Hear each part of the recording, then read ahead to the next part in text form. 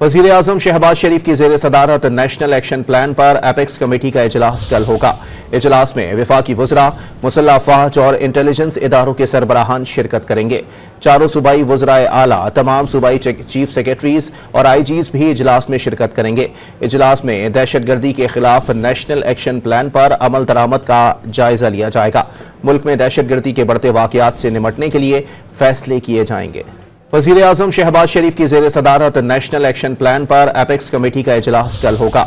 इजलास में वफाकी वज़रा, मुसल्लह अफ़वाज और इंटेलिजेंस इदारों के सरबराहान शिरकत करेंगे। चारों सूबाई वज़राए आला, तमाम सूबाई चीफ सेक्रेटरीज और IGs भी इजलास में शिरकत करेंगे। इजलास में दहशतगर्दी के खिलाफ नेशनल एक्शन प्लान पर अमल दरामद का जायजा लिया जाएगा। मुल्क में दहशतगर्दी के बढ़ते वाक़यात से निमटने के लिए फैसले किए जाएंगे।